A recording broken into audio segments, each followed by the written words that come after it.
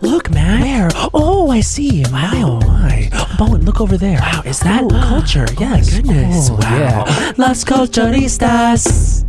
Ding dong, Las Culturistas calling. There's a couple items of business to get to before we bring in our iconic guest.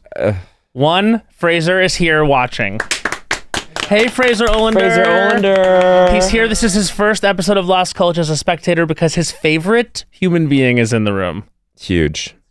It happens to be the guest, actually. That actually happens. And There's several people in the room. I'm SOL with my own man. I don't stand a chance against our guest, but that's fine. That's fine. I'd pick her too. Other orders of business. You can watch or stream the Las Culturistas Culture Awards tonight. As of this episode airing. Our other thing is airing. And oh wow, I'm really, gosh, I have been more susceptible. What's going on with your body? Why do you touch yourself like that? I'm touching my chest like this. I always get worried. The veil is really thin right now. Why I've is been it really so thin? genuinely starstruck and nervous around our guests recently. Today is really no exception. Can I say, so Fraser and I have been preparing for the episode, and I said, so he says, the Mindy Project is my favorite show. I play it on repeat all the time. He says he's watched the entire series at least 5 or 6 times. At least. It has the patina of like a Cheers now, where it's like, oh, that's your comfort watch. So we watched the episode where Casey Wilson fucks Ike Barinholtz. Really good stuff. So I just good. love when good people get together and pretend to fuck on television. And that's a rule of culture number 8. I just love when good people get together and pretend to fuck on television. And so that was a wonderful and joyous time, sort of reconnecting with that show. And guess what? There's a brand new one out, Not Suitable for Work. You can stream most of it right now. And the last 2 episodes are going to come out next week because today is June 17th, the day of the Culture Awards. Lots to stream out there for y'all. Lots to stream out there. Running point. By the way, these are all stuff that our guest has created. It's a goddamn bona fide mogul. To say nothing of Never Have I Ever, Sex Lives of College Girls, our guest is famously Kelly Kapoor from The Office, and just let's have a moment for that. Let's have a moment for that, and let's have a moment to welcome Mindy Kaling! Hey, that was the best 2.5 minutes of my life. And it was 2.5 minutes. I think we didn't even really get out of that. I'm so touched. Well, and mostly because Fraser is here. Yes. Okay, I was pretty sure you would know who he was. Yes. Yeah. Well, and we were talking about him because my whole writer's room, both of my writer's rooms were so excited and jealous that I was coming here today. And we were looking, okay. Can I talk about the photos of you guys? You can talk about it. That's not a spoiler. People know that we were on a carpet together. Okay. The Marshall's blue carpet. Is it okay? Because it doesn't come out till later. Okay. Yeah, we're good. And the photos are out. The photos are out. The photos are out because the photos are out. So we were talking about the photos of you guys on the red carpet and what a handsome couple you are. Thank you. And then some of the writers, younger Gen Z females, as I'm sure, are obsessed with him and his physique. Yes. Yeah. Especially, and then love talking about the show. And then, so I'm really honored that you love, because the Mindy Project is like kind of a deep cut. You think? I think it's got your so. name in it. I know, but I think that it's sort of, was never like a big hit when it came out or anything, but the people who liked it and they sometimes turn up. So thank you. But isn't that kind of what you want though? Of course, everyone wants everything to be huge, but ultimately what you want is for people that get it to really get it, and it's like truly important to them. Well, I have a theory that you have to be somebody's favorite. Yeah. It's like, even if that's a small group, you have to be somebody's favorite. And there's, I think, a lot of celebrities out there who are like kind of famous, but if you had to ask anyone, like, is this person someone's actual favorite? They're not. But like, I would say that like the one thing I'll say is I do think for some people that show is somebody's favorite. And so and now I have real riding proof. the 7 seas, streaming the Mindy Project. I'm telling you. Telling all the people and all the ports he goes to. Have you heard the Mindy Project? The show Mindy Project. I can't do it. An insane Indian woman and Ike Barinholtz try to have sex in New York City. I try to have sex in New York City. Try to connect. I also want to tell you, and you hold a special place in our heart because of the first Culture Awards. obviously did our opening number, and then every single time we watched it goes from us and we threw over to you, and you were our first presenter of the night. And we were watching it together for the first time before it had come out, and we were just like watching it the cut, Yeah. And you came on the screen, and it just validated the whole thing, and just made us feel so happy that you would roll the dice on something that like was hard to explain. Like, it's an award show, but it's a comedy special, etc. But you were so down. Okay, I have a couple reactions. One is, thank you for saying that, but I was so pissed being backstage that I had to follow your dance number. No. You're right. It was in Europe. That was such a beautiful thing you said, and I'm sorry to answer it with anger, but I was like, I have to come out after that. I mean, it brought the house down, this dance number. And then I had to come out and be like, wow, in my dress. And so I'm very pleased. I mean, it was great. Don't know why I wasn't invited this year. Okay, no. You know so what? I saw who did I see on the carpet before you Chriselle and G-Flip. Yes, I mean, and they looked amazing. They really did. Theirs is a really cool romance. Theirs is a really cool and great love. Yeah. That's Real Culture number 12. Chriselle and G-Flip, theirs is a cool and great love. And Rachel Ziegler. Yes. So I saw a lot of, I was about to say contemporaries, but I don't know that Rachel Ziegler would be like. Absolutely. I think she'd be honored to hear you say that. She's my great-granddaughter in culture. But I did see, when you get invited to be on the first one, and then you're looking for that invite for the second one. Then why don't we just go ahead and call it an eternal invite to the show? Okay, thank you. I would never turn you down or away, or just it's in the mail. Okay. Going forward. Here's my wish. Go ahead. This is going to be a huge hit tonight, right? The show is going to be amazing. We hope. Who knows? I want next year for it to be such a hit that next year everyone's like asking their publicists leading up, like, I got to get in there. I got to get in there. I really want to do it. And it's very tight. Like, remember at the Vanity Fair party? Oh, yeah. You're like, am I going to get invited this year? Sometimes they make it really small. I want it to be very tight. And I want to be one of the very small, exclusive few who gets to present. Okay? Got it. Noted. Okay. And I'm not even going to let him speak anymore because before it was a damn mixed message invitation. Would you like to win an award? I want to win, but I don't want it to be rigged. So could it be? I have to break something to you. The whole thing. Right. The whole okay, thing. I didn't want it to. Hollywood. I mean all this. Okay. Yeah, of course I'd like to win, but in a way where it was like it's stacked against me, and it's like I can't believe it. Like it's like Parasite winning. Yeah, I want you it to want have like a you will be you the want Parasite. like a Marissa Tomei moment. A Marissa Tomei moment, exactly. Yeah, and I want it to be like, oh my God, I want it to be. I want my competitors to be like Renata Rensviv and Tina Fey, Glenn Close. Take them all out of cross Quinta. all. Yes. And like an extremely old person where you don't know if they're going to be able to come back again, so it's got to be them. Yep. And then they're like, Mindy Kaling. And I can go up and be like, this should not be me. And this podcast will just erase from memory. Yeah. So that this never happened. So listen, I mean, you know how I feel. Okay, now we do. You got some friggin' A-listers in here. You got some friggin' A-listers in here with their hot takes. Look who we're talking to. Did you see Nicole Kidman have what I would call like a little bit of a happy fit over my shirt with Looney Tunes on it? It went viral. Great. Seems like you saw it. Yeah, it went viral. But she's like, she has I mean, I think you could agree, and I think the appearance confirmed, Nicole has a otherworldliness. Yeah. And if you're lucky, like it feels like a couple of these like moments will appear. She remembers everything. She remembers everything. And you know what someone said?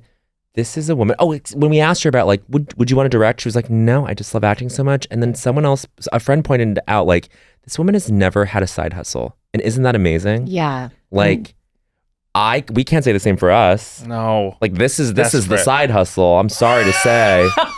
Yeah, when your side hustle is Chanel ambassador, that's like a really good life. You're right. You're so right. Right? Like that was a great episode. Thank you so much. Yeah. I mean, the thing is, it was odd to feel at the end like I could go out for drinks with Nicole Kidman. Sometimes people come in and I'm like, that's my friend now. We never speak again. But I find that so hard to believe because I feel, and you guys are so busy. I've only met you a handful of times. That's right. One time at the Olympics. One time in Milan, That's I walked right you in that parking lot. Yeah, we were upset actually in that parking lot. We were dealing with a situation where one of the people in our group left her credentials at the hotel. Oh no. Her ticket, and we were like, do we wait for her? But we're gonna miss the opening ceremony. Oh, and You forgot your credentials? because that was the kind of thing where they told my group like 30 times. Yeah. And they checked the credentials on the Right, bus, right. and then who was it? We can't. It was a Universal Talent, right? It was not Universal Talent. Oh, it wasn't. It was Kaya Gerber? No. Can I guess celebrities? It was Kaya Gerber. It was It's Kaya Kaya Gerber. Gerber. Yeah, I just know that Kaya- she'll be able to shoulder this. If we start a rumor about Kaya Gerber, she's going to be fine. Leaving your Totally. credentials is like not the worst things for Kaya Gerber to do, but like, Exactly. come on. No, the person who left her it's she her, but Actually been gendered. I think for her also like she has a Kaya Gerber-esque quality about her. Well, what ended up happening was this girl who was like a hot, incredibly attractive girl was like, oh, I forgot my credentials. Fuck. And maybe it won't be a big deal. Guess what, reader? It wasn't. It wasn't. She breezed through, was in the seat way before us. I was us. like, yeah, I figured it out. It's like, yes, you Of course did. you did. Good for Confirming you. every bad feeling that we think of, like you don't need credentials if you're so hot, particularly in Italy. In Italy, where I'm sorry, in Milan, like you're like, oh right, racist country. If I didn't have my credential, they would have been like, you must go back to the hotel. To wherever. To sit lonely all night. You cannot see opening ceremony. exactly. Sit lonely all night. Sit lonely. Get a room service. Sit lonely might be front runner for Sit title of lonely is app. title of app. Sit Absolutely. lonely. But wait, how's your Olympics? Because we barely saw it. We did not see you Well, you after guys that. were working, right? Yeah. You were working and bringing a lot of joy, and I think explaining what was going on. In the best way we could, Yeah. which, by the way, by the end, Yeah. we actually knew the rules to ice dancing, and we're And self-described curling. super fans. Absolutely. He was really into the curling. I loved the curling. Yeah. Wait, so you did a lot of different events. Speed skating. I sat Okay. out of women's hockey. He did sit out of women's hockey. Because you don't think women should play hockey. No, says Bowen. This is a man's sport. It's a man sport. And yeah, it's my anti-lesbian sort of sentiment coming out. But I really did not enjoy. No, Finally, I am sad that I missed it. Yeah. What did you go to? I went, so this happens very rarely, but it's kind of glam and nice where Warner Brothers, who are my boss, generously just said, do you want to come with some people to go? And so it was me and a couple other Warner Brothers celebrities. And they're like, do you just want to watch ice skating? And then we shopped and then I left. It was So a quick. nice. But I would say the opening ceremony, I don't know if you felt this way. It was like very, it was, I guess I don't know that much about like performances of like art in other countries. Like it Right. was like Vegas times 1,000. Yes. Like, It was so much about paint. You know what I mean? I was like, Yes. one of the big themes was paint, Paint. materially paint. It was not straightforward in the way that I think an American opening ceremony would be, like where it was like this means this and this means this. It was Right. very like Right. swirling colors and symbols, like symbolistic stuff. Do you remember the fleet of men helping Mariah to and fro? Oh my God. So I don't cool. remember that until this moment. That was amazing. It was just like you saw, just like it had to be like 4 or 5 people like bringing her out to the center. She sang her song and then they all came out and like it was like a team effort again. Like it was really good. It was gorgeous. The venue, like I'd never been in something that many people. Me neither. in anything. And I love Milan. See, my gay guy self was like, I bet Taylor did eras here. And we found out she did. She did. Did she really? Yeah, she sure did. Wow. That was a Taylor Swift size stadium right there. You've not been to, well, the big thing about European stadiums like that is there will be people on the ground or in the aisles offering free water. And you just don't get that here. No, in that did happen several times. Mm-hmm. That was really nice. They were all so kind. Yes. And we felt sad because we left before Charlize. I think I might have left before Charlize too. It was long. Was she at the? It was 3 or 4 hours long. No, not that Yeah. long. It was approximately 16 hours. It was yeah. 16 hours Yeah. long of entertainment. We left after the flags, but I was like, by the time like the guys came out and it looked like caprese salad on the floor, you know what I mean? It was like red, Yes. red, white, and green. It was Yes. like, oh, you know, like, great, Italy. But then, Sure, great. it is. Gosh, it's kind of all fuzzy. Yeah. So You know you what I did see mean? ice skating though. I did see ice skating. Yeah, you had to see ice skating. I mean, that was amazing. We saw the team win gold. Oh my God. That was really cool. That's huge. I don't think I saw the Americans win anything. Darn. I just saw. You know what's so funny? This is another connection we have because you know who I was texting the whole time was Chris Schleicher. I was literally going to say it Yeah. made me really respect Chris. Yes. So this is a mutual friend that we all have. Chris has worked with Mindy and is a friend of ours, and he was a professional figure skater. With his little sister. Yeah, pairs. And he then is also a comedy writer. Yes. So he's had a really fun.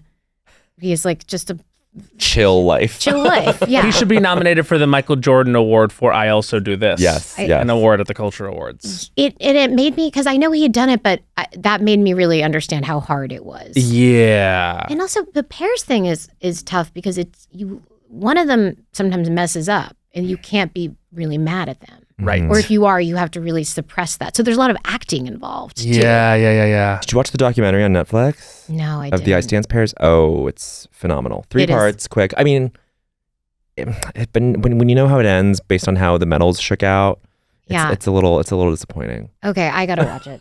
Yeah, because I gotta- there's like the French pair. The French pair who are the villain, like clearly the villains, like win. The Won gold. documentary paints a villain. Yes, the French pair is a Absolutely. villain, and there's like I could go ahead and call him an evil gay guy with a Absolutely evil. huge ass, The biggest ass. and they won gold. And I'm telling you, you can tell. It's like when they hit the ice. It's like a Blades of Glory character. It's like when Amy Poehler and Will Arnett come out, Yes. and you're like, oh well, those are the villains. Oh my God, I that have to was see so how this. they appeared on Yeah. ice. And then they did a routine to Madonna's Vogue, and it was just so incredible that you're like, yeah, that mean guy, I hope wins. How did you know he was mean? Well, so the story is Okay. he. Sort of this. Oh, yeah, it's in the face. It was his face. Okay, I thought it was in the documentary. He said something. It is in the documentary, too. Okay. essentially. So the new pair. The incredible thing is they had only been skating together as a pair for like 9 months.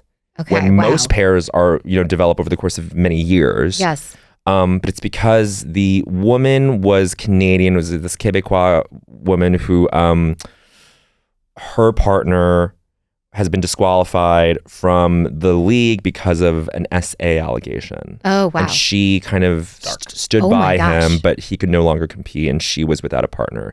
He was without a partner because because his partner was like, he is a very toxic person, and this dynamic was really bad for his This mental is health. so juicy. Yeah. And So then it was they born got out of together. that. So it They was got together. out of necessity. They got together under Whoa. a year, went all the way, like just qualified for the Olympics, and then won gold. Wow. Like Yeah. decidedly. Okay, wow. Okay. Yeah. And by the way, this is like I'm butchering the details for sure. amidst like the America's Sweetheart narrative that Madison Chalk and Evan Bates very much Yes. had. And we were all rooting for them, and then they just got stomped out by the mean French people. Madison Chalk has star power. Oh, Absolutely. And Evan Bates. Oh, that's Yes. a good couple. I don't remember him as well, but Madison Chalk, she's got that smile, right? She is always beaming, finding her light. It is so it's just smile for God. It's a smile for God. Yeah. A Christian God. It's a smile for a Christian God. She could. It's a smile for It's a actually Christian Roller Coaster God. number 30. Madison Chalk has a smile for a Christian God. It's really true. She could sell me anything. Yeah. Like if she was like had some kind of a brand. Where's partnership. Neutrogena on her? I know. I would buy it. But the gag is that she was designing other people's outfits. Yeah. Wait, then I did hear this. Yes. Yep. Right? So she was watching her competitors dance in her own Clothes. outfits. Yes. Yep. Yes. That is, ice skating is real interesting. Absolutely. Best. We left as like big fans. Yeah. It was fabulous. And we were being so critical. I gotta see. We were yeah. like, they were watching them hit the ice, and we're like, no, not clean. And we were watching with Adam Rippon. Oh my gosh, he seems fun. Oh, the best. That's nice. A great time. A great time. I like when people live up to, because he does seem cool. Nice guy with a huge ass. Nice guy with a huge ass. They're out there. Yes. And you could see them all up close and personal. Yes. The asses? Yeah. Yeah. Kind of the best part. I try to be polite. I don't look. You don't look? Please. I say you look, but politeness is not saying, but you don't even look. I don't even look. I get shy. I get eye shy. You know, Okay. I just don't want. That's a thing. I look want at people everyone's to say- butt, whether they're ice skating or not. I think I do too. Yeah, it's I just glance. You just look. You just gotta glance. I look more now, actually, after Heated Rivalry. Well, those were really good. Those are really good. Were you a big fan of the series? I really liked it. I really liked the positions that they did so that you could really see the butts. Yes. Oh, Do you know what I mean? Like there was like, they would often be that one great actor. I'm forgetting his name. Is He's it so Connor good. Story? Yeah, Connor Story. Yeah, the one who was Russian. Yes, he was Really so funny on SNL with all the So accents. funny. He's He so was good. talented. Amazing. But his greatest talent is the way that he could contort his body so that the cinematographer could catch his butt Yeah. being always juicy. Because even with people with juicy butts, it doesn't always look juicy. No, you need the help of cinematography on set, I Like, find. One time, like his legs would be splayed in the right ways all the time. It's really. His butt knew how to find the light. Yeah. And speaking of the light, I was gonna say, like, what a beautiful convocation of the departments where it's like, oh, the gaffer is really slaying. You know what I mean? Like that Yes. ass is lit. Department's so on beautifully. 10 for those asses. Absolutely. And I think that Hudson felt the heat because he was like, okay, I got to raise my game because his ass can find the light.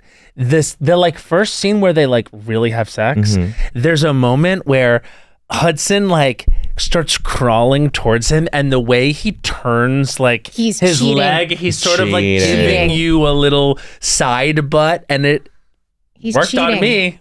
And we mean cheating as in like tilting to camera. Finding Cheating his- towards He camera. was favoring the camera. Yes. And it worked on, I think, all of the world. Yeah, all of the Absolutely. world. And Connor Story's incredible character, Ilya Rozanov.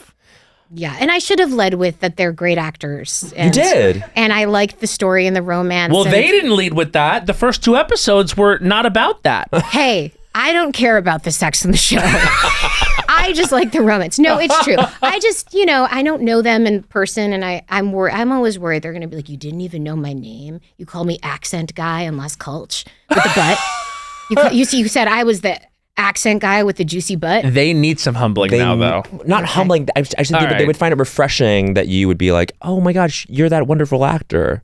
They would love that because I think now now my algorithm is a lot of people like zooming in on like sweatpant photos of them and like I'm They're like, you getting the John guys, Hamm treatment now. Yeah, they've reached that. They've gotten to that level, and I'm like, that's great, happy for them. Unless Yeah. it's like not necessarily wanted, but who's Yeah. to say? Who's to say? Who's to say? They're when pretty you're- publicly like, every time they pose for a camera, it's sort of given like, want me. Want me. and Do it you works. know, as someone who's never been objectified, I understand there are people who don't like it, but it's very hard to relate to. I'm jealous. I'm like, I would never. I would only ever love for people to be pushing in on my chest, like to be taking a photo and pushing in to see if you can see my Maxim nipples. Hot 100. We saw her nipples. Yeah. I'm gonna shatter your perception. I love it. You left and came back in. Fraser sat down and he said, "Most beautiful woman I've ever seen." Are you kidding me? like unreal. What? He loves you. Who am I hotter than? Oh, wait, no. That is really nice. I bet You you look could come up with amazing. names. Thank you, guys. It's a lot of work. Thank you. I appreciate it. For all of us. Truly. I appreciate it. Thank you. And God. Fraser, he's over there in heaven. I'm blushing. Well, my God. get ready because it's about to get better because we're actually about to ask you, Mindy Kaling, the question, the central God. question of Last Culture.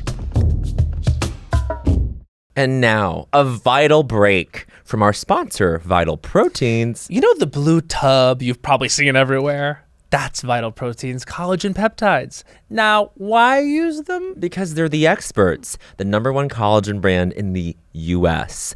I'm talking about ingredients backed by science and shown to be effective. I mean, when we hit about age 30, our bodies naturally produce less collagen.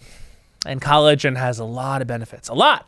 Collagen peptides are a simple wellness supplement that supports healthy hair, skin, nails, bones, and best of all, joints. And it's easy to use. Add a serving to whatever you're already drinking. Morning coffee, afternoon tea, daily smoothie, weekly whatever. I use Vital Proteins collagen every morning. I just mix it into my coffee or a smoothie. It's super easy, and it's become a simple part of my daily routine. But however you do it, consistency is the key.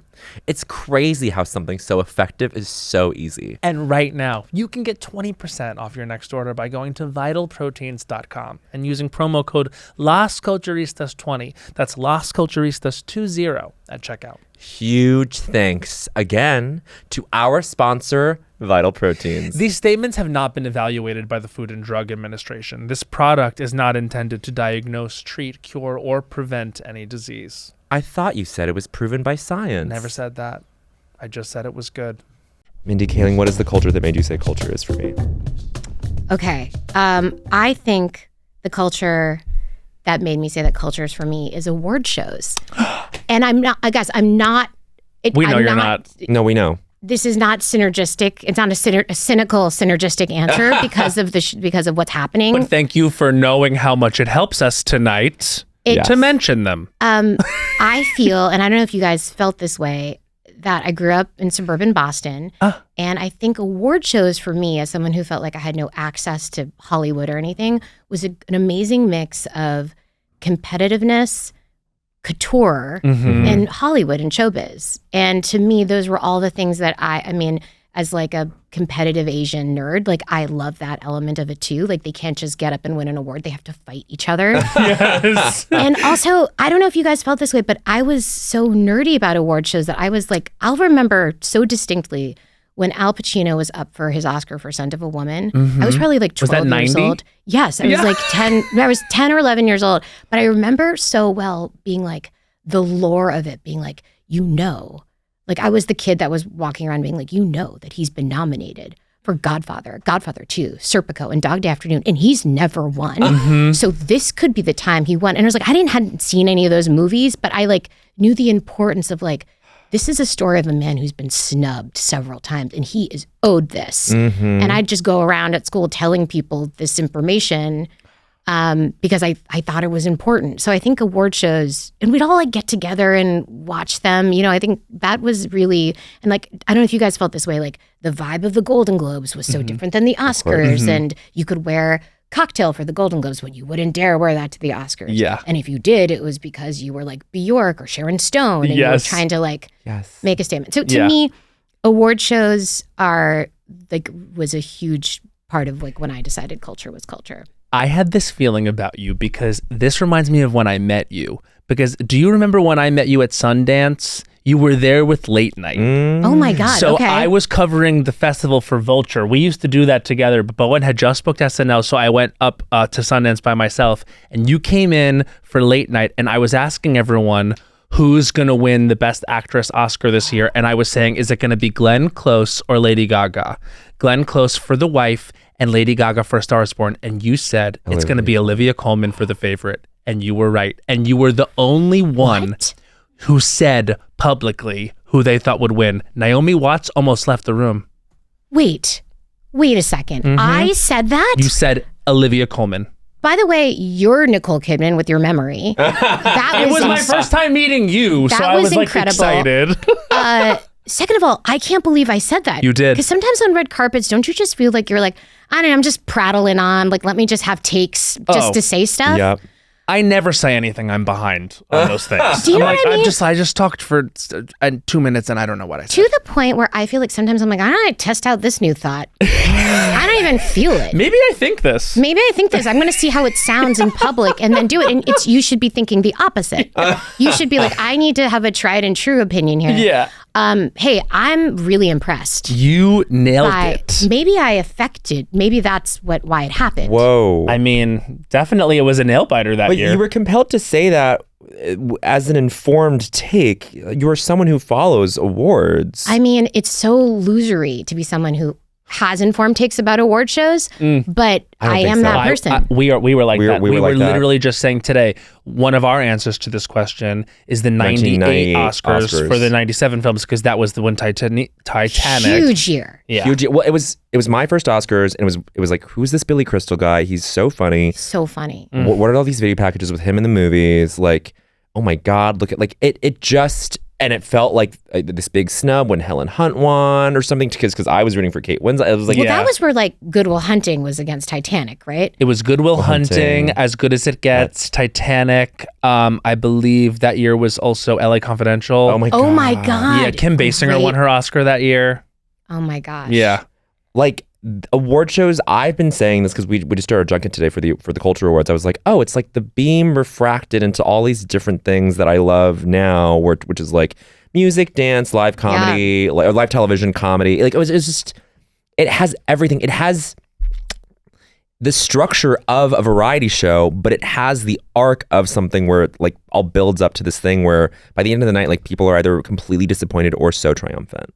Well, I think that's so correct. And especially now, Bowen, we're like, I mean, the Wicked press tour, right? You have these long, there's these arcs, as you said, like there's these arcs of stories where you're just like watching like Cynthia and Ariana and like, this is what it was like then. And this is the Schiaparelli thing they wore. And this is when she held her finger. And now now she seems like maybe she's fed up or someone tried to grab her and like, you know what I mean? Like, and everyone has different arcs leading up to it. And like the tides turn so much as well. Yeah. So award shows are, I feel like they're only becoming more and more, this is what I can imagine real football fans feel at the Super Bowl. Yes. Right? So when we were there for Wicked, because I went as Bowen State, I felt physical pain when Demi lost the Oscar. Because it was such the room really, you've experienced this, like in those rooms, when it shifts and it just, and you're like, oh, whoa, this is strange. Yeah. Because also you're very aware that someone has just won an Oscar who obviously it's an incredible performance, but to know that there was that much happening in that moment was so wild. Yes. This is why I felt it's about Al Pacino. Yeah. He's got to win. Yes. He's been overlooked. Luckily. But you know what else about Demi Moore is that she had given that speech. Hey, I'm a loser. I remember the speech she gave, her acceptance speech at the Globes. Incredible. Which was incredible. One of the great acceptance speeches of all time. I thought it was sewn up for her. Yep. And then I was going to say, you know what? Reading your first book inspired me. Whoa. Because I was like, what do you mean, whoa? Whoa, like just a nice, what I related nice to. pivot. He's a pro. No, it's that really, Bowen Yang. Just your culture number 7. No. I love Bowen it. Yang, he's a pro. That was not a segue. That was a hard lurch of a pivot. I don't know. I loved it and shouldn't have said whoa because I slowed this down your momentum to talk about my book. No. Yeah. This is all part of it. Yeah, please. I was expecting an answer to the question, like in terms of maybe like The Simpsons or SNL, where I related to you so much when you were saying that you'd watch the credits of these shows and be like, who are the writers? Oh my God. Yes. Because this was something that like Matt and I would do growing up, where we were like, and it didn't occur to us until later, until we were like earnestly like aspiring to comedy jobs, where we're like, oh yeah, I guess that does sort of like set things apart for us, where we're like, we've loved this for a long time. One day I'm gonna meet Brian Tucker. I literally at sleepovers, like your friends are moving on, they're playing MASH in another room, sleepover, and I'm like, who's Dennis McNicholas? Yeah. Oh my God! I can't. Dennis. Maybe one day I'll Isn't meet it Dennis wild McNicholas. to then meet them? I don't know. I've never met Dennis McNicholas. Oh my God, we love him. I met Paula Pell at SNL 50, and I was like, I'm going up, but it was hard. Yeah, I was like, totally. She really lives up to it, right? Because then she's also a performer, and she's so funny. Just the best. Yeah, and she was like one of the only female names you would see on those. Totally, things, definitely, too. And no, but I was just gonna say like that. Like I feel like we're kinfolk, because it's like you award shows, but also this thing that imprinted on you very early on, which is like comedy credits. Yes. You know what I mean? Ken Among, is that Among? Ken Among. Like I remember seeing his name because it was one of the first credits that you'd see when the show was ending. And I was like, that guy. What is his role? He was the sort of control room producer, like stage manager, just made sure everyone came to blocking on time, but like ran such a tight ship. Yeah. Like people, I don't know, I love that man. Kenny. See, I've always been very curious about your guest writing stint. Oh, like, yeah. What was like talk about that. It was so intimidating. Yeah.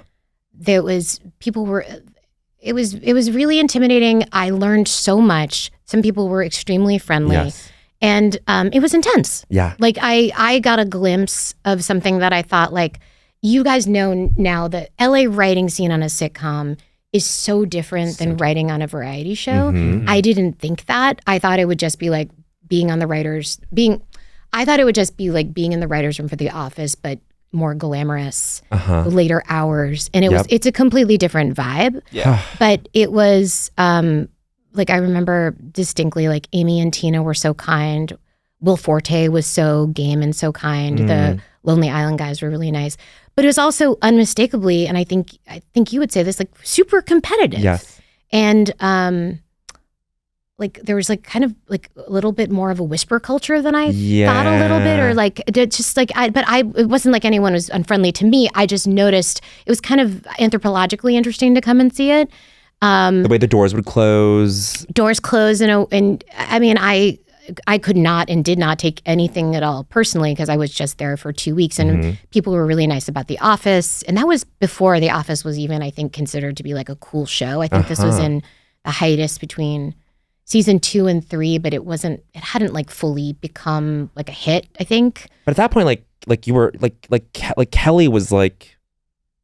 Like a main, like a, I don't think not SNL recurring. When did that? Because Kelly was a different type of character the first season. Yes. Right. Kelly was like is English her first language? Like when you saw her, like, is she like from another country? Like the way she dressed. Okay, but I felt like she was just like a kind of like, hey, like she's like a woman from another country, Michael. Like, don't be like. Don't get in her face. She wasn't pop culture Kelly. Yeah, right. She was, but second season she was more. But I think at that time, if I may say, I think people respected The Office. But I don't think SNL was quite okay. So I feel like people who like Kelly are like a certain kind of woman and gay men. And I don't think SNL was that gay then. No, that, certainly wasn't. So I think James Anderson was just James and Paula Pell were holding it down. Yeah. So I think, I think everyone like respected. We had a lot of crossover. I think Mike Schur had a lot of friends, obviously still at SNL, and I worked with him there. So that was a nice name to drop when I would meet people. Totally. Yeah. But yeah, I mean, I was in awe of it, obviously, and but yeah, like, you know. But gosh, I mean, it's so interesting that like The Office was able to sort of like, this is the wrong word for it, but like bellwether like the queer coded humor before a show like SNL could. You know what I mean? That's not fair to say, but it's like I can recite. Here we go. Here's a deep cut. You think the Mindy Project is a deep cut? Check this out. You don't return my text. You say my phone don't get no text. What you got? ADD. Add it up. Don't equal you and me. Like Shakespeare said, to be or not to be. Sometimes you're Romeo with me. Sometimes you're Romeo with me. Okay, wait. I am dying. Because that wasn't even an Office episode. That was a bonus online video. That was like when webisodes were. We were trying to figure out if webisodes were. Now I gotta say, I'm really happy that you think of that fondly, because the next line is, you look gay and you're skinny tie. I hope you get killed in a drive-by. Wait, guys, that's not okay to say now. You can't say. Bring back comedy. Bring back comedy.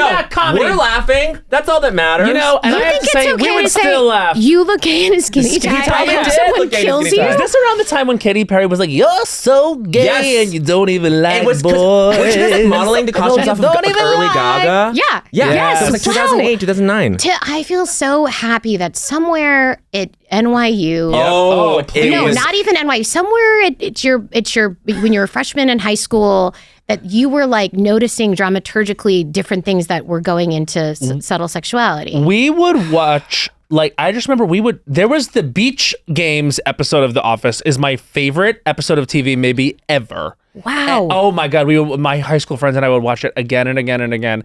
And I would just love a good old fashioned like Kelly one line, like, yeah, I have a question. How dare you? And then also, well, I'm pregnant. Cut to her confessional. You know, it's been nice. This has happened with you guys a lot. I love being memed. And those are really, it makes me feel young. To be memed? To be memed. And like those lines, like being able to see them, because I don't know. That's forever. It's forever. But memes are forever. That's Real Culture number 40. Memes are forever. And the front runner for title of ep here is now To Be Memed. To be memed. No, I'm saying The Office is forever. That's what I'm saying. Funny. You must be like feather in the cap. That is forever. It does feel nice because you never know. Like I've had some shows that work, some that people really don't like, but it's nice to be able to look back at that one and be like, okay, I wrote, because when you write a bunch of episodes like that and then you do a lot of shows that are like The Sex Lives of College Girls or The Mindy Project, which is like tonally so different. Right. And a lot of men hate them. It's nice that they're like, I can't. Well, they love Running Point. They're like, how did she work on the, you can see them being like, how did she work in The Office? Like, because we like The Office, but we hate these shows. So it's nice to be able to have. She contain a multitude. So it's nice that, thank you for saying that. I like what I like about you guys is you watch a lot of stuff. I do too. What's been your media diet?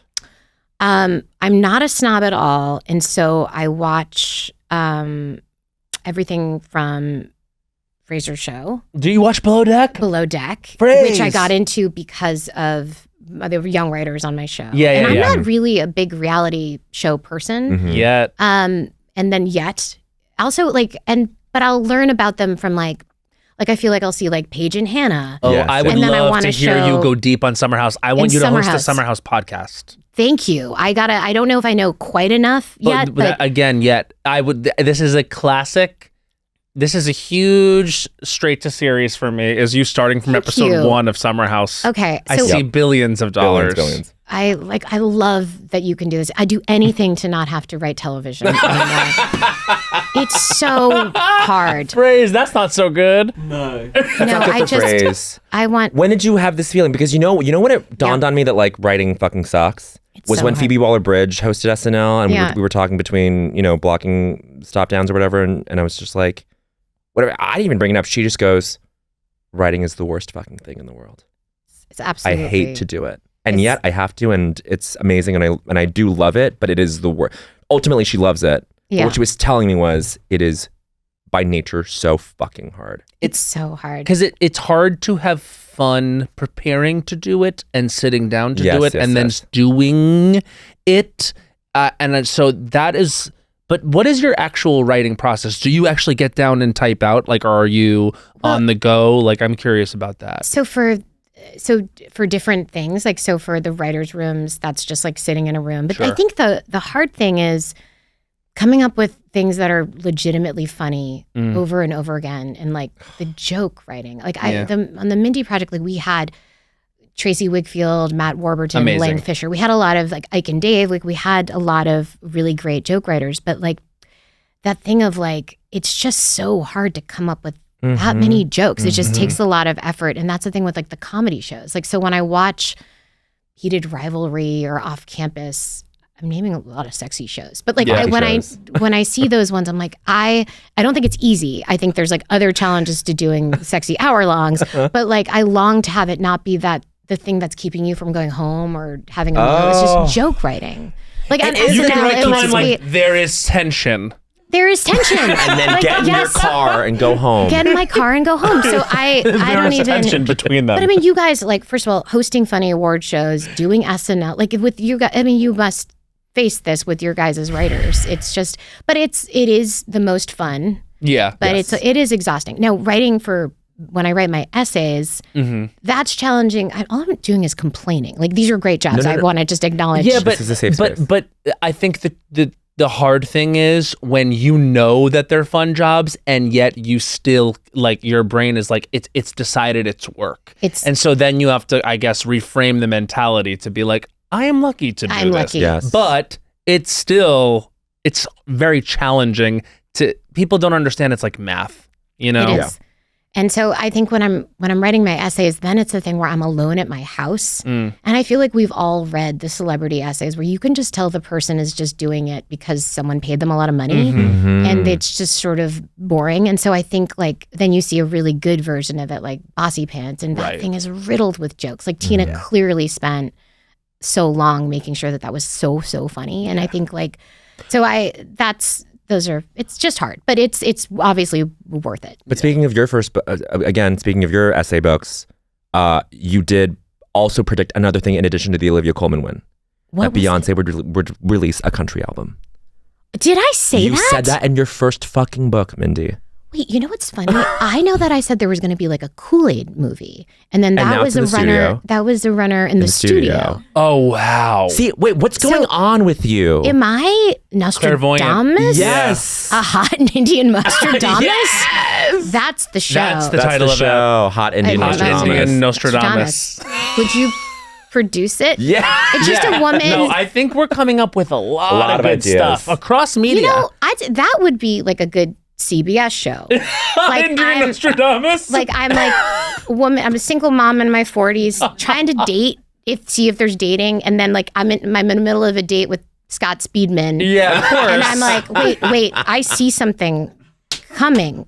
Mindy, you're going to sell a show right now if you're not careful, and you hate writing. You hate writing. But I would like working on Hot India Nostradamus. I know. The mogul is moguling. The mogul is, it's like Amy Poehler has Paige and Hannah now. It's like, I know. Can you just adopt us in that way? Adopt us, please. Well, you guys came up with this. I would be your Paige and Hannah. You guys would do it. We're your Amy, you're our Paige and Hannah. Yes. We're the producers. You're the producers. All right, great. We can do that. Wait, you're at Video Village coming in to tell me. I love it. I love us. Oh, we get cheers with our names. Yes. Oh, I love that. Oh, I love that do so much less work for for us. that, but yes. This is a bizarre question, but I know my answer. I went to school for writing, actually. I went to NYU Titian. I went back and did the commencement speech for the dramatic writing. Are you kidding me? Yeah, it was a really moving, emotional. But first of all, huge. That is, talk about writing being hard. Oh, yeah. Writing a commencement speech is at the very top. Because that shit's got to be very funny, very grabby. And it was for writers, and too. It's and it has to be emotional, and you have to have some kind of original message that no one has ever said. That just can't be be true to yourself or take risks or some shit. I really wanted to tell the truth, and I was like, listen, I think that when you are a writer right now and you're facing this industry, it would be really hard to get demoralized, and also all of the parents are there who have just spent, and let me say this clearly, $400,000 on their kids' education. Oh my God. All right. And they're thinking, what the hell? What's going to happen to my kid? In fact, a lot of them parents came up and they were like, it's really nice to see someone that was successful in the program come back. Thank you for doing this. And I was just like, listen, you didn't waste your money because they have a community. And that is so important and so rare. Just to have a bunch of people around that that are also doing. I mean, that was us. That gave us everything. We're still in touch with people from back then. I still see people, thriving in the business, in many different ways. And what I said to them was, don't be afraid of taking different forms. It might not be the best idea for you to move to LA right now and hit the mailroom or something. Wow. It might be you taking, again, this is my aughts popping out, but an improv class or, or trying something new or starting a podcast, or just, you have to support each other in those forms. But I was looking out at them and I was like, here they are, with their spec scripts in hand and everything. Yeah. And it got me thinking about what made me decide I wanted to be a writer. And I wonder when that moment was for you. Not only just when you decided to become a writer, but when you knew that was a thing. Well, I first want to react to the speech, which was that must have been so reassuring for the parents and for the kids there who could not only hear that from you, but to be know about your relationship with Bowen and how you guys met and how this could be them. And that must have been so reassuring for the parents and everyone who put in this massive investment. I can't wait to Google this now. I basically made the speech about our friend Sudi. Because we met at the program, Sudi Green, and she went on Who's amazing, yeah. Incredible. Then she went on to become a supervising writer at SNL, wrote on the Culture Awards with us. We've worked on shows like I Love That For You together that she wrote for and I was on. But I was telling them, I was like, these people that you're surrounded by that you think are special really are. So make it about that. She just had a baby and it's just, she's still our close friend from all the way back there. So just trying to let them know, these are real connections in this moment. And it's important because there are not a lot of resources out there right now. But you have each other. And I think that's Well, and that's so important when you feel like you don't have access. Like I remember so much like being 21 and there's other people you see out there and their parents have this connection and they have this and that. And you're like, I don't have access, but you're like, okay, it must have been reassuring for those people to be like, well, we have access to our other friends that we believe in. Yeah. And together we can like build a foundation and create something. Yeah. That's so nice. And to answer, wait, what was your question? When did though? you It was realize? Because I remember I didn't really realize that I could do that as a career until I was watching Lost one day. What? And I was watching, it was the 6th episode of the first season of Lost, House of the Rising Sun. It was Sun's flashback episode where you found out she has been learning how to speak English so she can leave Jin. And I am sobbing at the end of it because there's this flashback where she's walking towards this black car that's going to drive her away. And she turns around and Jin holds up like her favorite flower, an orchid. And she goes back to him. And then it cuts to them on the beach and you realize that decision has cost her, you know, oh my, everything. I'm getting chills. And I was sobbing and the score was going and I was like, oh my God. And then it cut to the credits and it said written by someone. And I was like, oh, I want to do that. Yeah. I was like, I want to do that. I want to write this. Oh, and then it clicked for me. I was like, wow. And it was so exciting. I was like, I know what I want to do. And I wonder when you had that moment or if that moment appeared ever. I guess it's another form of the culture question. It is, yeah. But specific to you. So I think we talked earlier about how we just would look at credits. And to me, I was not like a snob. Like I would watch like whatever my parents would let me watch. So like I remember at that time, it was really just like what was on. Like I loved like the X-Files. I liked this. You guys, I don't know if you guys know Dr. Katz. Like that was a Comedy Central show. Dr. Jonathan Katz, the stand-up.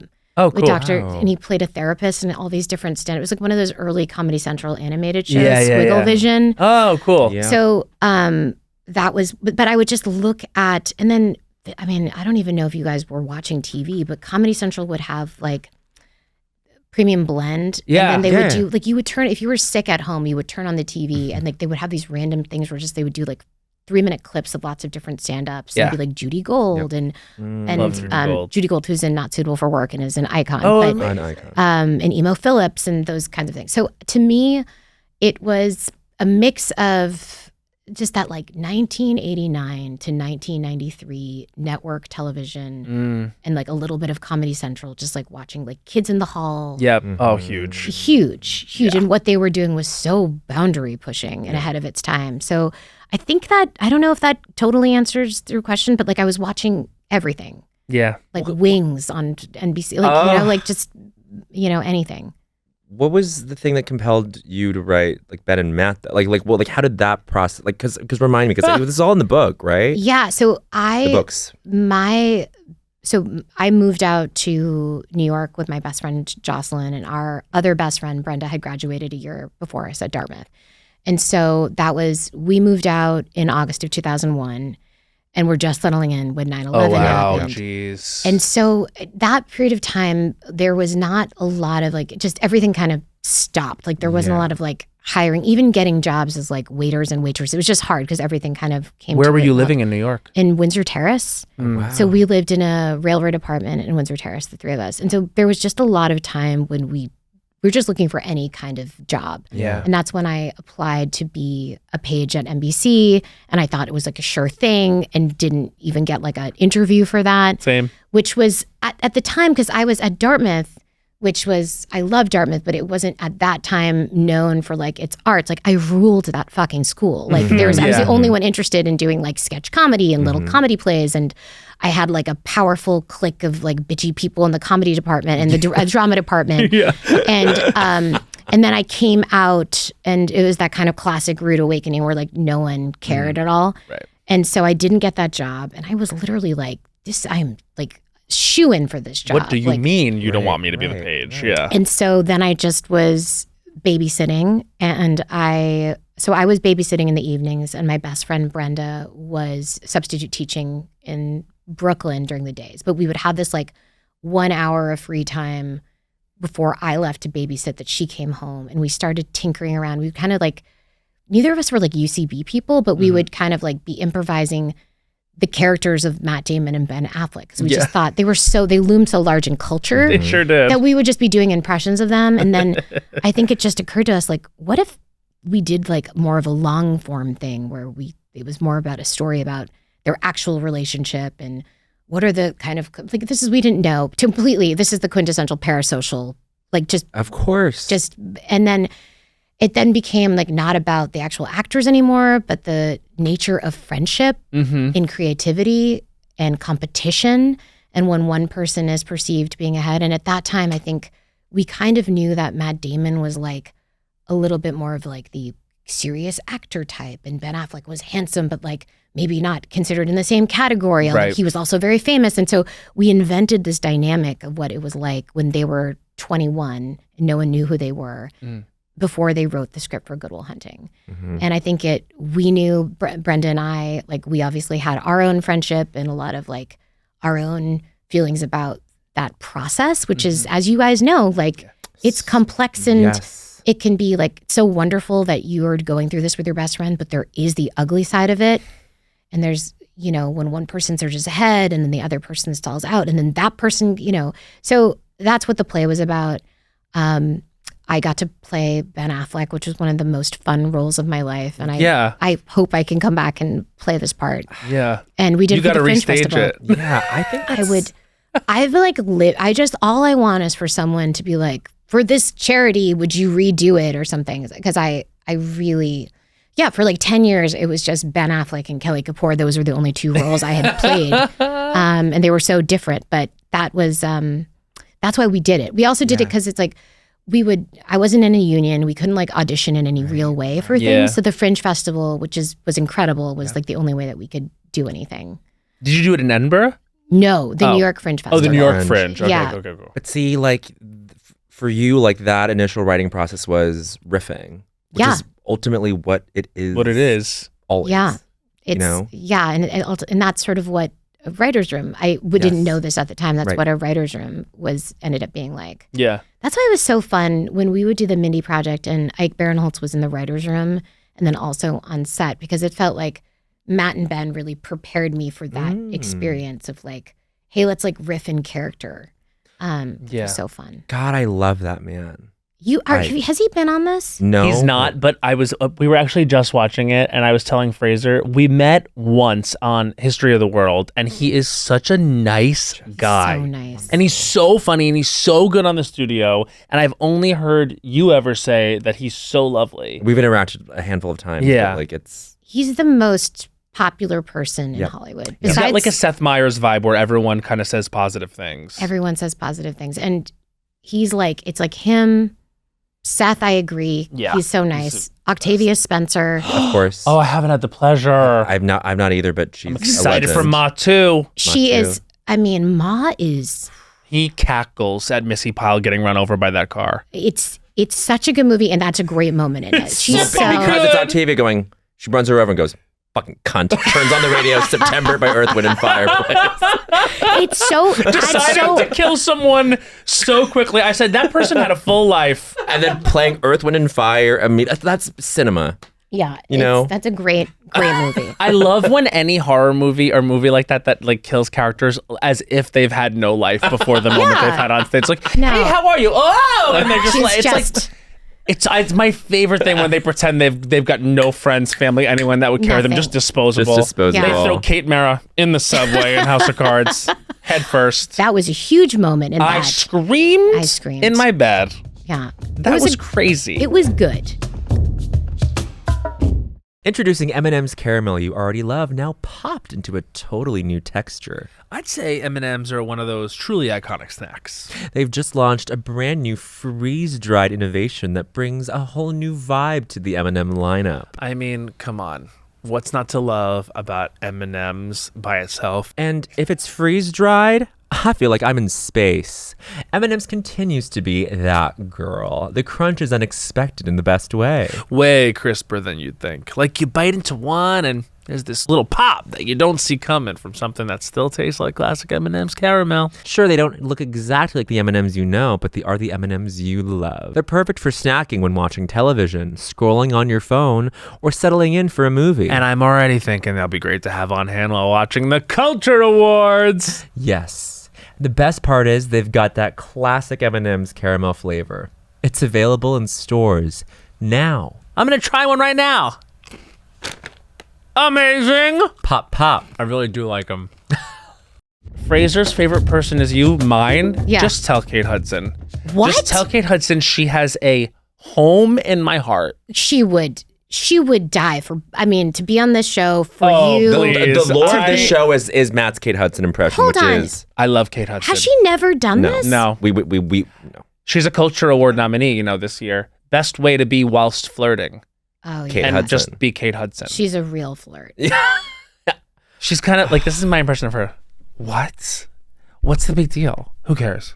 That's the essence of her. like smoking weed in high school, we're not going to get caught. What? Yes. My mom's Goldie Hawn. My mom's Goldie Hawn. We think we're going to get caught? Fuck off. You know what I mean? Yeah. Sort of like a glass and a half of wine in energy. Yes. You've nailed it. She's really like that. I love it. I feel her through the screen. Whenever she's in a film, I see myself on screen. I'm not kidding. I'm very surprised, but I also I love this. And Why you are guys you surprised? I guess maybe it's not. Maybe I'm not. That you see yourself in her when she's on screen. I guess I wouldn't have thought of that. There's something about like her whole vibe where I'm just like I just get I'm so happy every time I see her She's perform. the opposite of uptight. Like Right. when I'm around her, there's nothing. And this is a woman who and this is why I really love Kate.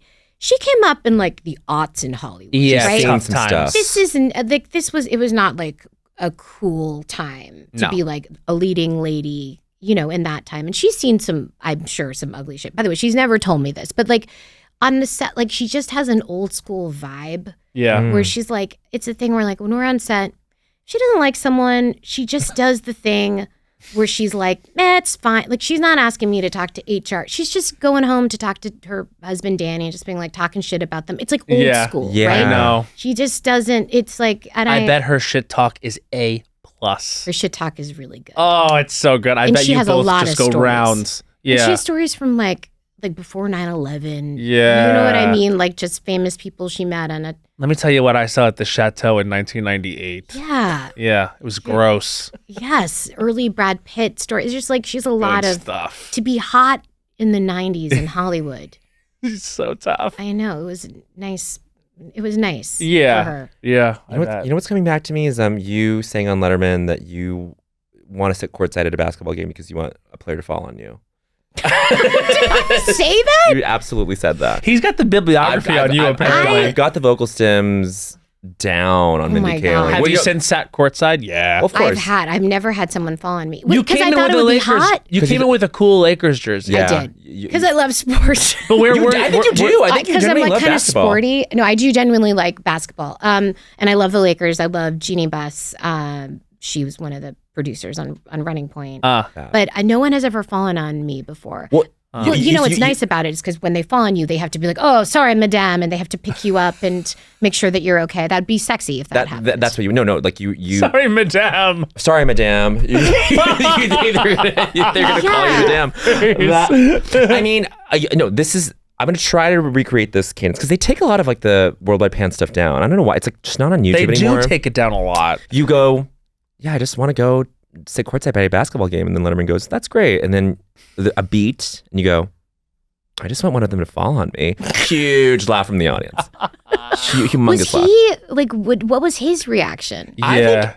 Is this what Tina was saying? Yes. You remember this, he would not do the late night show hosting of coming to say hi to you before you were on stage. She wanted it to be the first interaction you have to be out on stage at the Ed Sullivan Theater, which is terrifying. Yeah. You know what I mean? I can't, I need the host to come and say hi to me first. I feel what was so nice about, this perfect ascent of Mindy Kaling was that, I keep referring to you in the third person, and I'm sorry. I love it. Makes me feel really famous and important. I really like it. I feel like you plugged in so neatly and beautifully. It just clicked, you clicking into your sort of your renown and your whatever notoriety, it just made so much sense that you became who you are. You know what I mean? Does this make sense? I really appreciate it because that time when I was on the Mindy project, I think times were a little bit different, and obviously going back, there were things that I would do differently. But I'm happy that it had some impact. The show was never a hit. We were always waiting with bated breath to see if we were going to get picked up. It felt like that every year. Every year. Then we got canceled. Then it went to Hulu, which at the time it was just like that show about the ghost. Like it was like there was a show about Hulu was the show about a ghost and us. There was a show about a ghost, and then I remember, and BJ he would corroborate this. I remember I was like, BJ, I think we're gonna go to Hulu, and he's like, what even is that? He just let it. He's like, maybe it's classier to just like let it die, like instead of going on to this other thing. And that would have been the classier thing, but I was like, I gotta just keep doing this. Like I don't know what my life is if I have to say. I didn't want it like them to win by canceling it. So we did it, and like and we went, and all of the writers stayed, and and that was such a huge risk, but it never felt like it was a success during it. It was always like a slog, and there was always like endless. I mean, I don't know, Bowen, if you feel this way, but like there's always endless scrutiny about like representation, and some of it looking back on it, I was like, oh, that was good. I should have done that differently. And then some of it was like, why are you picking on me again? Like if it wasn't my appearance, then it was like the way that the show was cast. And I'm complaining about it all now, and some of it was really valid, but it was just a different time. So I sound so needy, but it's so nice to hear that you guys, it made an impact on you guys. Also, of course, there was like, I mean, we had some funny guest stars, like Greta always. Gerwig was on the show, Jordan Peele, Stephen Colbert. Yeah. Like, I mean, if it had been on now, for sure you guys would have gotten the call to play a boyfriend. That's very kind. You'd think we'd get these calls. I think like we would get a call, and then and Morgan would be like, I think he's married, and I'd be like, no. Matt's not married. He doesn't have another family. And then then we'd meet your other family. Exactly. Yeah, you went through trials and tribulations. We just watched you break up with Brian Greenberg. Oh, Brian Greenberg, what a sweet man. What a sweet heart. The husband of Jamie Chung. Yes, of course. Real world's Jamie Chung. Real world's Jamie Chung. How I first knew Jamie Chung. They're so beautiful. Yes, they really are. Great looking couple. And they know how to vacation. Do they vacation well? I feel like when I'm on their Instagram, I see them on vacation a lot, which is not to say they don't work. Oh, no, of course. What's your dream vacation? And remember, Fraser's here. He can make it happen. Make it happen. I mean, some kind of like Aman something, and Aman Giri Yara something in a place, a beach-like place. He's making mental notes. Turks and Caicos. Which one is that? Aman Giri. Aman Yara. What? He just looked at you like, no. It's amazing. Turks and Caicos. How could you say Giri? I know. How could you possibly? Aman Yara is Turks and Caicos. I know that for a fact because I went there between writing for Schmigadoon and then getting moved to cast for SNL, and I was like, I need a week to myself. What is it? You're right. He's right. And Yara. Aman Yara. You went there for a week? Do you come from money? Big time money? No, my dad was a farmer on a canola farm in Inner Mongolia. But did he like own the farm? No. Bowen, I'm sorry. How do you explain the theater in your home growing up? The theater? It was not growing up. Hold on. It was later. I'm asking you so you can This is like Victoria Beckham when she's like, of course. We were but simple people. I understand and then you're David Beckham being like, be honest. Be honest. Be honest about it. Be honest. Be honest. Okay, she says, we had 2 Rolls Royces. This is like you being like, my dad was a farmer. He was. We were pretty squarely middle class. Yeah. And then as soon as I went to college, on scholarship with financial aid and all the bells and whistles, my parents decide to move into a house where they were like, we're empty nesters. Now we're going to do all these like crazy, we're going to pop off now. And they built a home theater that we would then go to. So in the time that Matt knew me, which was post-college or college forward, he was like, well, Bowen's rich because he grew up with a home theater. I just knew he was living off campus with his sister and that they had a home theater. And we were at NYU where everyone was rich. The first friend I made, she goes, come over to my apartment. I go, great. What's the address? Astor Place. 7 Astor. Oh my God. Not even an apartment number. I'm in the hotel. I get in the hotel. I get in the elevator. Who comes in? Daniel Radcliffe. Oh my God. I say, hi. That's NYU, right? You That's, can that's never just tell. NYU. That's just crazy. So it was confusing though because you had a home theater, but you were. And I would cop to being wealthy if I was. I was just irresponsible with my money, and I was like, I was going crazy, finishing my first season at SNL, shooting one season of this Comedy Central show that I thought was like the biggest deal. Yeah. And I had 1 week off in my entire summer. Was that the John Glazer show? No. It was I wrote for Schmigadoon, and then we shot Nora from Queens season 1. From Queens. And then Okay, I no, had from Queens, that's right. Yeah, and I had Queens, 1 great week show. off before SNL would start again, and I was suddenly uncast, and there was all this crazy whatever, commotion around it. Yeah. And then I was like, I'm gonna book myself the craziest billionaire vacation possible. It's not quite at that level. I'm going to rescind. Okay. Please. No. I like to be a rich truther. Making sure that everyone is good. So that's a nice thing that you did. And I went and I snuck a little bit of acid, and I was like, I went on the beach and I parked it on the beach, and I was like, I'm not ready for this job. I'm not ready to be on camera. I took a little half tab of acid, then I'm watching Stefan on my phone, and I hallucinate myself on screen. Oh my God. And I was like, I can do it. I'm ready. This is such a good drug story. It's a great drug story. The thing about LSD is it can work. It can work. It got us through a big conflict. It got us through a big conflict one time, and now I sheepishly I'm like, I think I'm good on the psychedelics. I love that story that you were scared and that drugs helped you get the confidence. Drugs and Stefan helped me. Drugs and Stefan helped you. That's interchangeable. Were you on this trip alone? Yes. So he does that. I do that. I love that. So I have 3 kids under the age of 8. Mm-hmm. So I'd like to go someplace that has it's kid friendly. Yes. But I can leave them somewhere and then go do spa stuff by myself. You know what's funny? I end up randomly going to. I'm sure it's not random. I'm sure I get inspired when I see White Lotus, and then I'm like, I want to go to there. But 2 years in a row now I ended up going to Sicily after them, and now Thailand after them. You know what? I respect that. I've spent so much creativity in my life that I am going to be very basic about vacations. I see people go to Osaka and get a Birkin bag. I am going there the next summer. And you can too. When there's something trendy, did you know there's a 7th Hawaiian island? You got to go there. There's a new place. I'm going to go there. Yeah. I think it's okay. We spend a lot of times trying to come up with new ways to be original, and you can just go on the whatever this season is. I'm going to go to Cannes. God, but we're going to Cannes. After this season of after White Lotus. It's just my Miami, God. But It's just Miami. it's just Miami. Honestly, It's great. It's great. It It's was wonderful. It was wonderful. It was wonderful. We just had to hobnob with we were at Cannes Lion. Oh, that's the one with it's the marketing. It's at the marketing and ad Cannes. people. But it's a month after. It's a few weeks after Few Cannes weeks Film after. Festival. Okay. Yeah. And it's just all right, you got to stay up till 2 and go to the Spotify beach party It's giving Spotify beach party with everyone that has the money for work. It was for it was last year's for NBC sent us for Culture Awards last year to explain to people what the fuck we were doing. Oh my God, that's we went with Kyle Cook and Amanda Batula.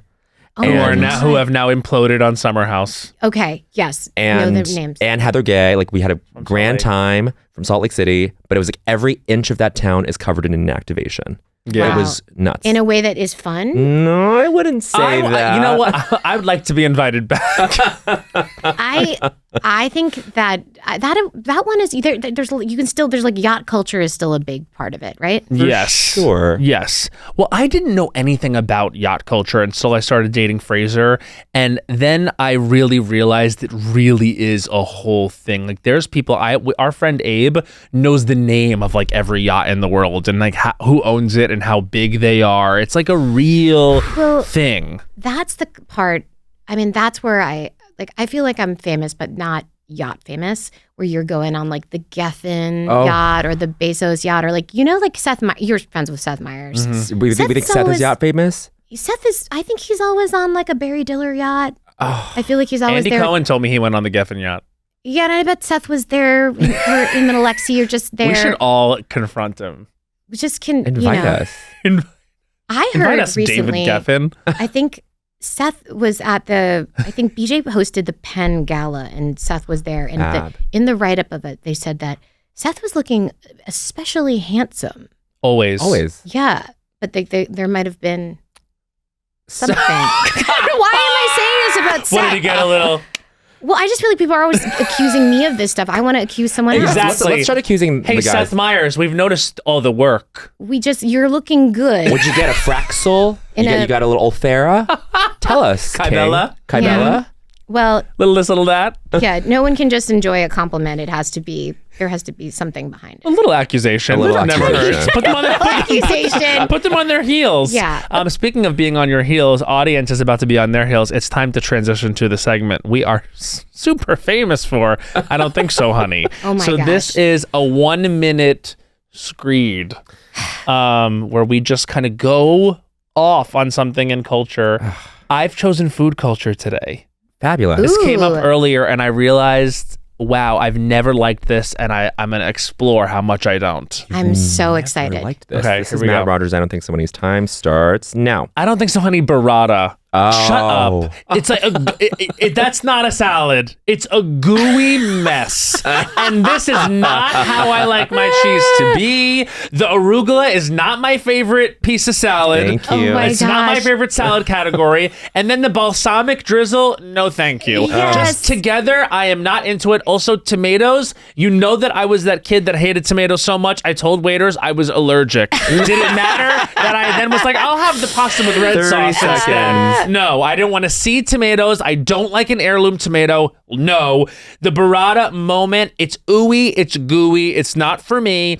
I really feel as though, here's a list of other salads that you got to get 15 instead. seconds. Okay. Little Gem. Yes. Give it a big it time up. for Really Little good. Gem. Yes. I also want to just say I am having a Caesar revolution. 5 seconds. I am talking about Julius. I am talking about salad.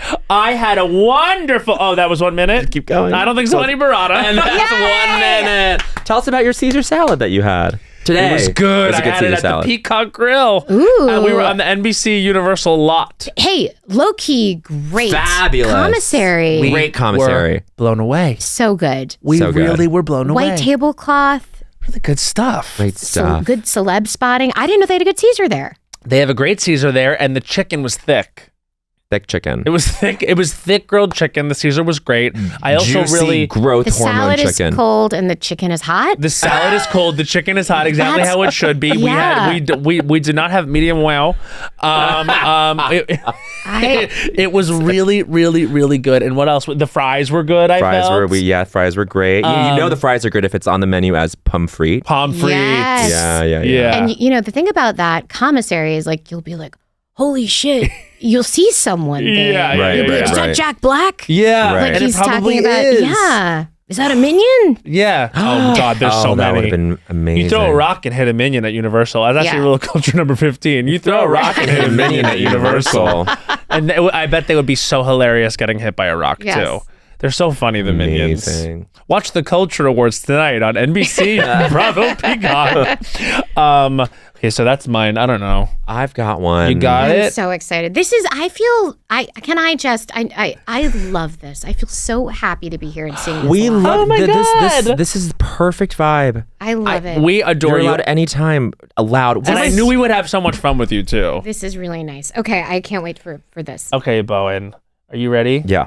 This is Bowen Yang's I Don't Think So, Honey. His time starts now. I don't think so, honey. That little greasy spot on the space bar, which is usually on the right. Oh my God. What the fuck are we doing? Why aren't we? Yes. Why is there no international law against using the same plastic on all the space bars in every single keyboard in the world? That's the international I'm looking at law my we right. need. I'm going, Yes. do I have extra glands on this thing? Why is that the spot? Why does it go in the right spot? I guess Yes. I'm being told 30 that it's- seconds. you're kind of smoothing it out. You're taking out the texture because of the contact you make with it over time. Well, why haven't we figured out a different material? Can we make a glass keyboard? I would love they could. something that we could just 15 easily seconds. wipe down and call it a day. I don't Yes. understand this kind of, I don't understand this kind of plastic. I don't really have anything else to add, but I'm 5 confounded seconds. by the notion that we must all think that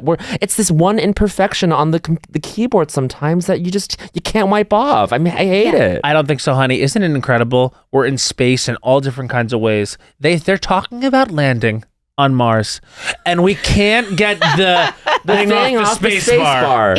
It is gross. It's disgusting. It's disgusting.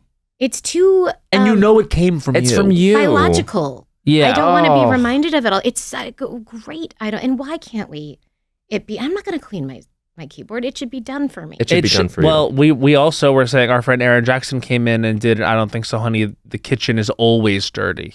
It's never clean. It's like that with the keyboard too. This is another epidemic. This is really crazy what happens with the keyboard, and you don't want to admit it, but it's human dust and oils. It's human dust, oils, and biological matter. Yeah. Thank you. I really had to say that. I think Check that keyboard, Doug. Yeah, I what's it bet you look got a like? little greasy. what is it giving, Doug? Congratulations. No, can't see it, okay. Here's what I have to do now is I have to go on a website and buy a keyboard cover. A plastic. No, you don't. Yes, I have a plastic keyboard cover, and then I have to buy little double-sided stickers so that I can adhese the cover to the keyboard. You shouldn't have to do that. No. You work hard. You know what I mean? Have Michelle do it. I'll have Michelle do it. Okay, wait. No. I really do get really excited though when I take an antibacterial wipe and just go over the whole computer. I feel like my entire apartment is clean. I've never once cleaned my computer. Oh no! I don't know why I just said that. It's so disgusting, That's but okay. it's true. Maybe tonight. Maybe tonight. Probably not. Like I said, maybe tonight, knowing I would never clean it. Maybe tonight. I'll just no. throw it out and just get another one. Yeah, the computer. Yeah, it's It is. probably time. It's always probably kind of time. Yeah. It's always kind of time. You know Yeah. what? Getting that new final draft update. Okay, That's- can we say Final Draft is the worst? what's worse, final drafts or picks? I think Final Draft. Because I used to use Celtex instead. Oh, because when the Remember update her? comes, you need the password and you haven't had it for oh, since. your It's key. horrible. No, it's awful. The cloud thing doesn't really work if you want to open it up on your phone. Like, forget it. We used to use Writer Duet Because it was a Google Doc. No, to write our fabulous. plays. Because you get to go, because it was like a Google Doc thing where you just wrote at the same time. You could see what the other person was typing from their computer. That's nice. We wrote our 2-person drag play, Night Soap. It was on our Writer Matt Duet. and Ben. It was our That- Matt and Ben. Sounds fabulous. Great name for software. Writer Duet. Writer Duet. Writer Duet. So it's made for two people writing together. Or however many. Whoa. Yeah. Just Give get me a it. Writer Quartet. Or whatever the 3 is. Trio. Yeah. Yeah. Quartet work. I was ready to go quintet, sextet, all of them. There you go. But I lost trio Trio. until now. It was there. Trio is kind of a wild card. Secretaries in my mind got the file. Yeah, really good. It's time for our guest to have her secretaries of her mind get the file. To rifle through the cabinets. Okay, are you ready? Yes. This is Mindy Kaling's I Don't Think So, Honey. Her time starts now. Okay. I don't think so, honey. People who knock on a door like this. No. You are a cornball. Oh my God. Normal. Do not knock at me like that. That's crazy. That is crazy. Okay? Symphony of When sound. you knock on the door like that, it just reveals how different our world views are. You Yes. think that knocking on the door should be an expression of self? No, that it should just be functionality. Yeah. There should not be. Also, what did you think that my reaction was going to be on the other side of the door? That I was going to be like, oh, that's like a funny person on the other side of the door. I like that person. They're a real jokester. No, there's only 15 one seconds. acceptable way to knock, and that's this.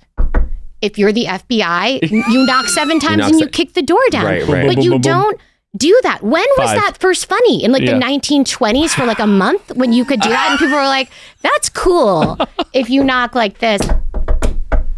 I cannot. smile. If you knock like that, you're dead to me. And that's 1 minute. Wow. That, and you know, when you reached over, I was like, please do.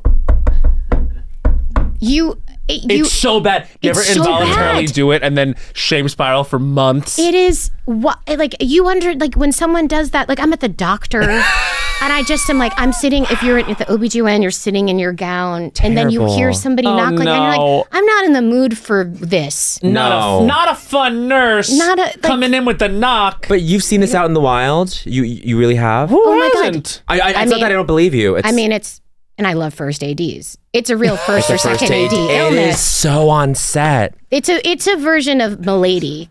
It's a Milady, version we're of ready for you. Milady. Oh It's my like- God! Remember we used to say an "Oma lady" gay, And- like a gay that wears a bow tie. So this- I'm gonna tell you who we're talking about after you'll be like, yeah. But like, you know, and this is like, it's like the person who does this accents, and we're not talking Connor Story accents. No. No. Where you're like, I love this. It's Yeah. like a milady. Like, Like a so- hello. It's cornball. I feel like, especially when we're in comedy, it's like there's a time and place for this, and this is not. Of course.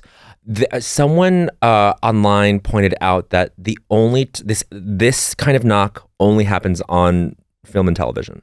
In film and television. Knock, knock, knock. Someone saying the words knock, knock, knock while they're knocking on the door. That death penalty. so foolish. Death penalty. If that, Horrible. I've never encountered that in real life. Knock, knock, knock. Like, I liked when you did that. Honestly, though. I kind of liked doing it.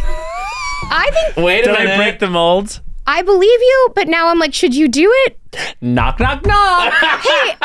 You know what I really want to be? Yeah. This sitcom neighbor. Kramer, I mean, with yeah. knock, knock, knock. I really feel I missed my opportunity to be on a 90s sitcom where I come Multicam. in like at the end of act 1 and bring just The C story. enough like Yeah. off kilter chaos. I think the Bring the problem. C story. You bring the C You story bring the in, C story. yeah. The problem is you guys are too hot now to be the character. Stop side. it. It's It's just- huge to hear. It's not credible. Like for you being like knock, You don't knock, think knock, they're we're like incredibly goofy neighbors? Knock, knock, knock. the voice, the face, voice, the voice. the face. It's like I got it. You're giving character actor, but the rest is not giving character actor, guys. I'm a character actor down. It's fine. not with I've your accepted fashion. it. No Lueve model is character actor. That's me, a Lueve model. Wait. There's one thing. I lost it. There's But one knock, thing. knock, knock. Damn. Was there another style of greeting that you're like, no? Yeah. Well, there's knock, That'll knock, come knock. to me. There's hello, my lady. Mhm. Oh, God. It makes my pelvic floor want to run away. Damn. Hello, my lady. Yeah. Like, it's very, and I say this, I say this with love for myself. Yes. It's Disney gay. Oh. And I'm okay with it. Yeah. Wait, can Bless them. you guys tell me about Disney gay? Because I have a great friend, Justin Noble, who you guys might know. Yes, He wait, created yeah. Sex I know Lives of Justin College. Noble. Yes, And I yes. think he's a self-described Disney gay, but he is a person I respect, and he's Yeah. smart and with integrity. But he loves Disney. He was like writing in the lobby of the Grand Californian, and so if I that's love okay to that. say, I hope that's okay for me to say. But Justin, No, it he's is. so It is. funny. and great. I identify as like a semi-ironic Disney gay. Okay, Yeah. Tell me more. You have I think Matt and I would, and I would say Justin has a dimension of Disney gay. Yeah. There are Disney gays who are,